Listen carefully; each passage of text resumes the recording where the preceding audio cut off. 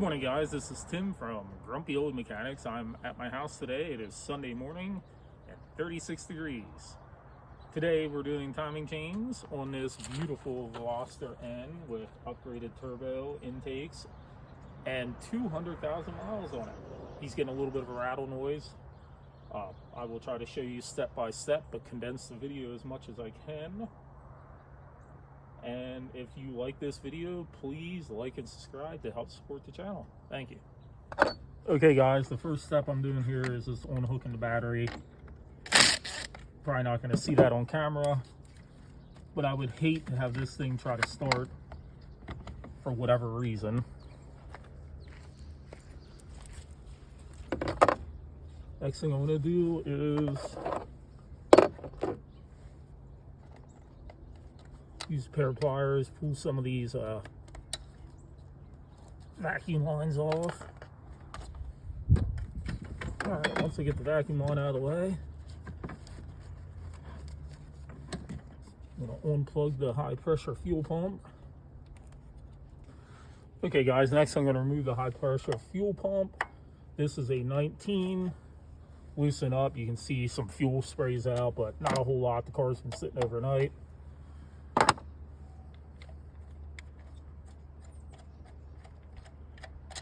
Loosen that up, remove that hard line there.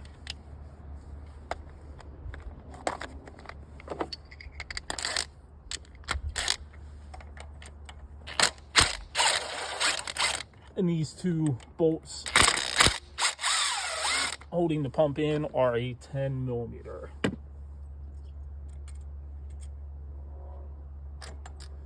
this here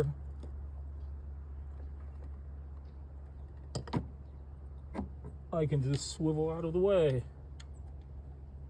Next up, I'm going to remove all the electrical connectors for the coil packs. All right, now that they're all pretty much removed, I'm going to remove the coil pack itself. Pretty much everything up here is going to be a 10.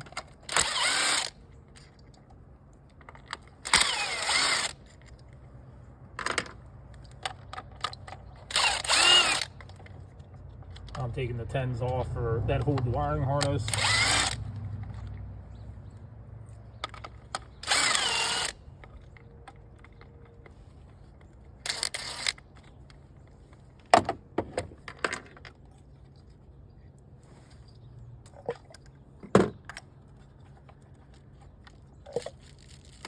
This one I left plugged in because the one connector is being stubborn and it's 36 degrees out here.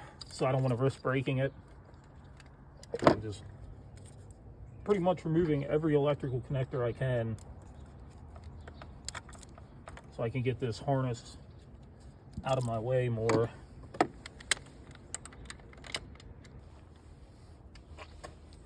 Okay guys, all the random bullshit's off. I'm going to try to get the valve cover off now. Looks like they are all 10 mil.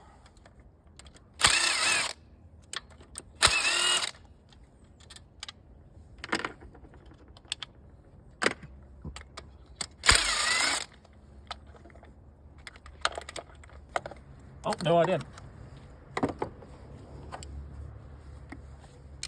That's why you always go gently, just in case you feel resistance.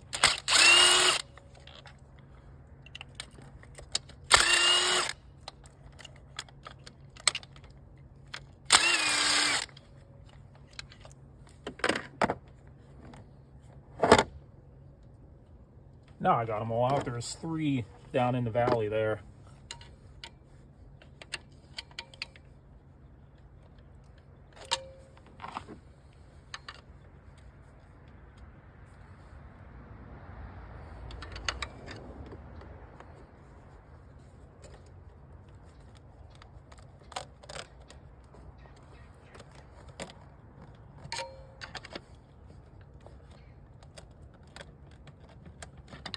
I'm just very gently prying underneath there.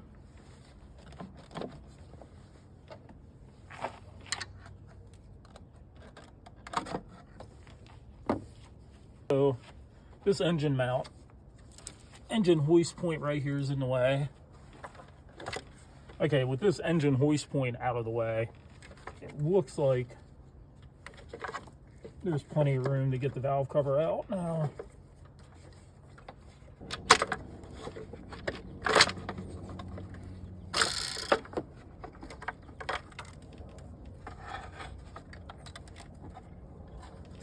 Okay guys, the valve cover is off with a lot of fighting. I had a lot of trouble getting it around there. I'm gonna see if I can't loosen up this mount, which is really hard to get to because he has a aftermarket wastegate on there.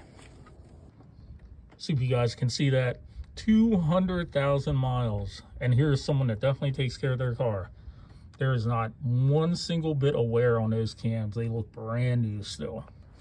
Okay guys, as far as jacking the motor up, I'm putting a block of wood on top of the jack. I'm going to put a little tension on it. This is going to be sitting on the oil pan. Once I have the engine supported, I'm going to take out the motor mount bolts. And once this is out of the way, I should be able to get to everything else pretty simple. Okay guys, what I think we're going to do to make this easier is take out the coolant reservoir, or at least move it.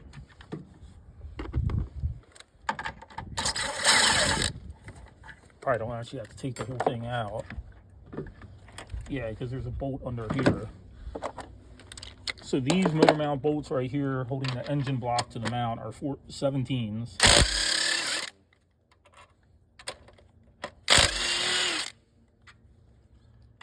It looks like there's 3 of them.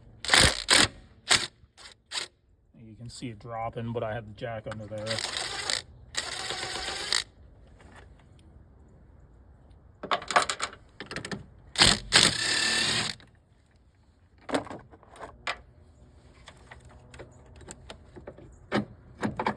Alright, so that bracket is out of the way.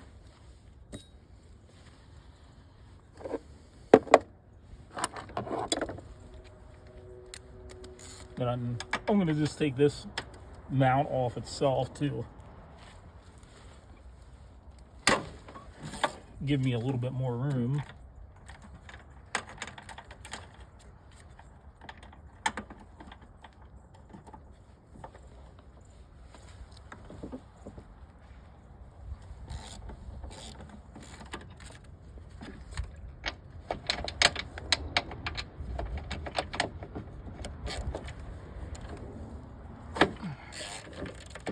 Looks like it's 3 14mm bolts. And the reason I use my impact is I apparently forgot my 14mm impact.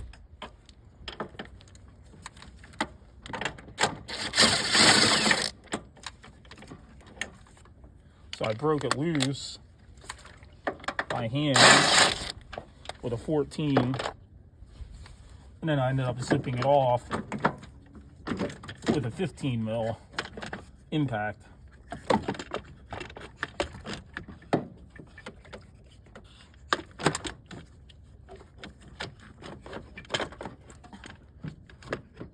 And there's the mount out of my way. All right, guys, I got the serpentine belt off. That was a 14mm and incredibly difficult to get to.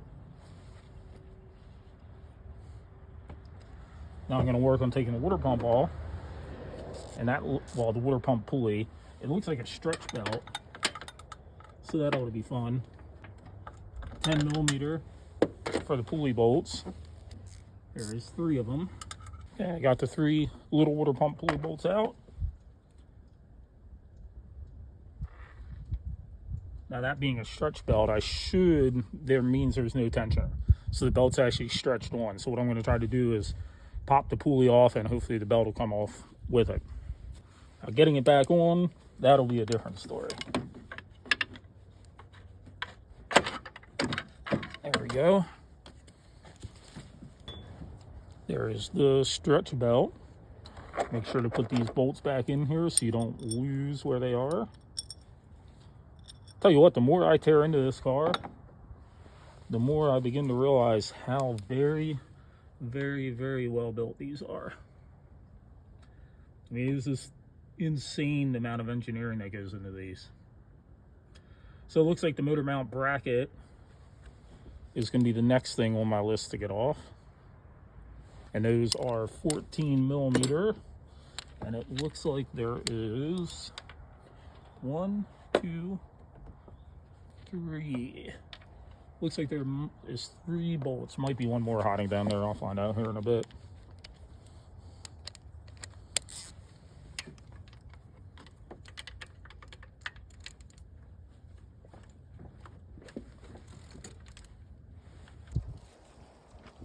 Okay, guys. A couple minutes later, the engine mount is off, and I will show you.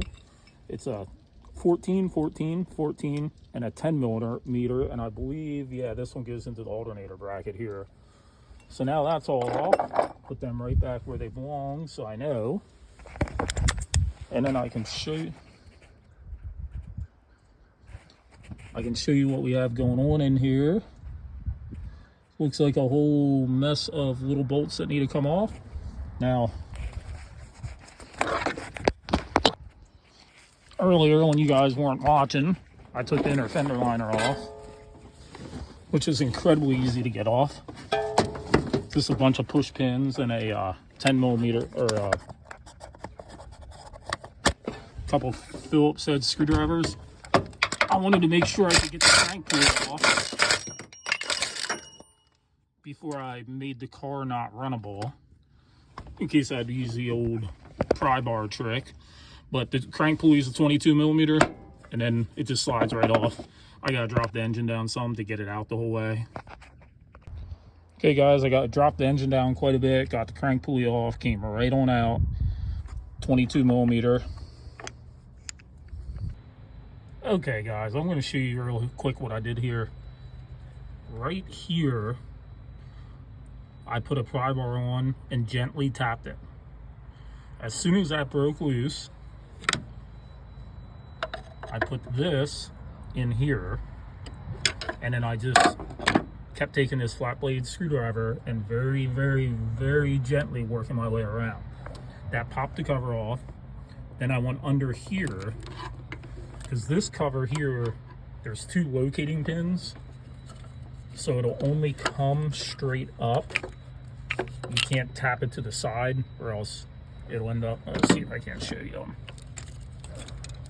They're not going to show up on camera, but there's 2 little pins there that keep it from going. But there we can see it's off. You see how much slack is in that chain. I mean, that's a ridiculous amount, and I will show you after I get the cover completely off. All right guys, I got the timing cover off. It's a 12, 12, 10, 10, 10, 10, 10, 10, 12, 12, 12, 12, 12, 12, 12, 12, and then these are the motor mount bolts, 12, 12. What I discovered in the process: take the tensioner off. It's 2 6 millimeters. You cannot get this cover off safely without taking the tensioner off. Second thing I discovered is, earlier in the video I said about I wasn't removing the air conditioning. I ended up removing all the bolts from the bracket, unbolting it from the compressor. That's completely loose.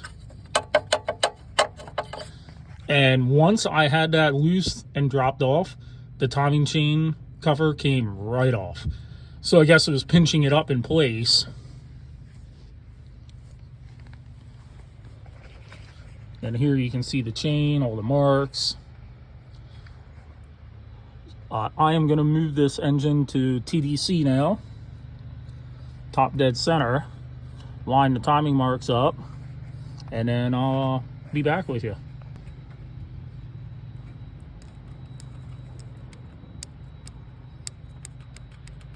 Okay, on this particular vehicle, he wants to do the VVT sprockets. So I loosened this one up, and it was a giant pain in the ass. That's a 8 millimeter hex. And then this one here was a lot easier. That was a 14 millimeter socket. Just hold the cam gears in place and crank the hell out of it. And be ready, because when you loosen this one up, that cam's gonna spin a bit. All right guys, here's all the old parts that I got out. There's the exhaust VVT. This is the intake VVT. Has a lot of powdery residue inside there. I don't know if that matters, but here's the guides. The guides are just, the front guide facing the front of the car is 3 10mm bolts. The back guide that the tensioner actuates is 1 10mm bolt. And here's all the new parts. I'll tell you what, the way I got the deal on this was I ordered all these directly from Hyundai in Korea. It was about $500 cheaper in parts alone, and shipping only took about a week to get them. So I will start getting this put together, and I will show you guys along the way. You see the intake cam actuator only goes on one way.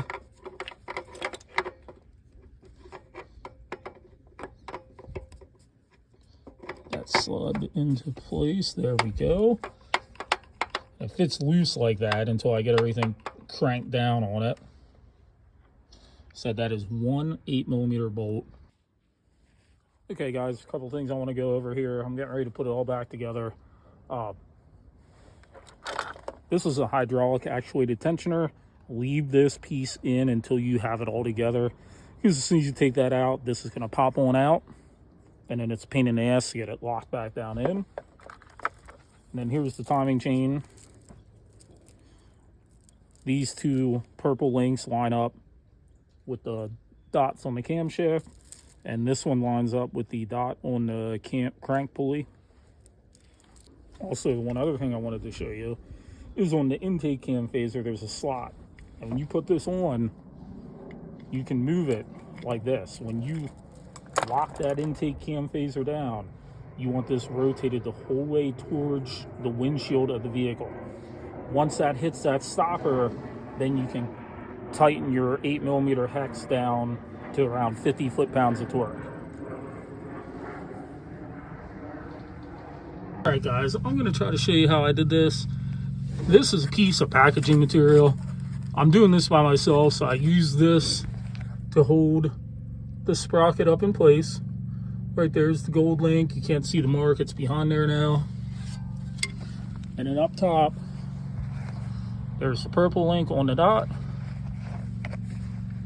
And there's the purple link on the dot. I tightened down all the 10mm for, there's 3 10mm for the front guide, 1 10mm for the back guide. Down there is the tensioner, which I did not release yet. I'm going to go over everything one more time to double check. I put that new plug in here. That plug, if it's bad, it'll leak oil and cause the check engine light to come on for a VVT code. You're supposed to use a special tool to do it. 14mm socket, you can push them right in. I've done hundreds of these at work. And I'm going to double check everything and start putting this back together. So basically what I did is I fished the valve cover in now. It's in there loosely. It's a lot easier to get it in without this on the whole way. So I'm putting some RTV here where it needs to go. And for camera's sake, I usually don't spread this, but you do not need hardly any.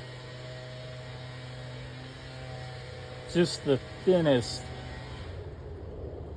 layer. I said I usually don't worry about spreading this around, but I'm gonna do it just so I can show you. You don't need that much. Now there's grooves here, and those grooves do have to be filled in. Make sure there's none on the cam bearing journals. Oh. I hope you can see all this, but cleanliness is key. I used a scraper on this, and then I don't have any air tools here with me, but I used some sandpaper and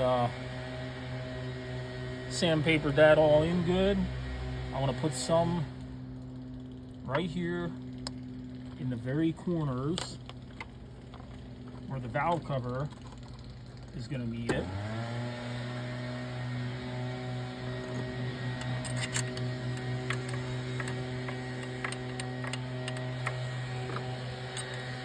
Then we got these 4 long bolts here for the upper cover.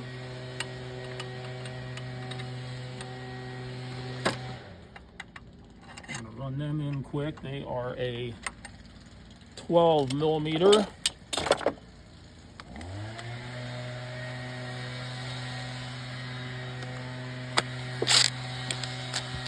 And before you guys start going ape shit about me using an impact wrench for this,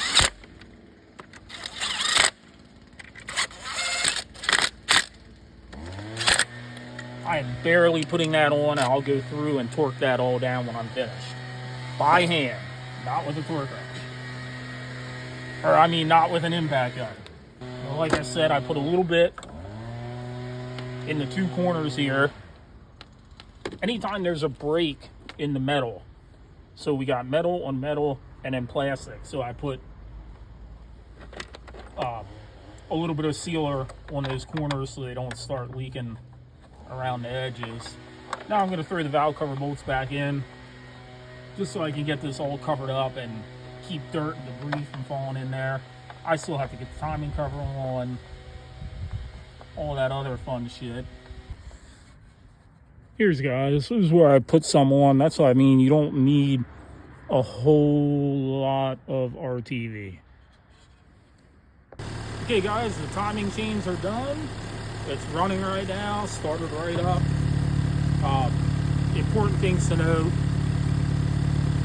tensioner has to come off to get the case off. The bracket for the air conditioner, that has to come off, or else you'll never get that case off. Keep everything clean, keep everything torqued correctly, new gaskets, and yeah, it wasn't that hard of a job, but there was a lot of stuff to come apart. A lot of stuff. So I hope you guys enjoyed the video, and I hope it can help someone out. Please like and subscribe. Okay guys, here we are on a test drive right after I got done doing the timing chains. I don't think I mentioned he has a bigger turbo, bigger injectors, custom tune on this thing, and it kind of rips. This is second.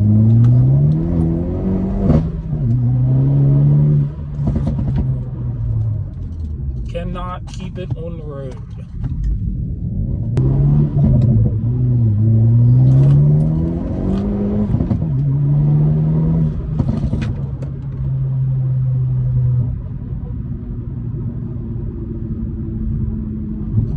Obviously, this is not my car, so I am not driving it to near its full potential.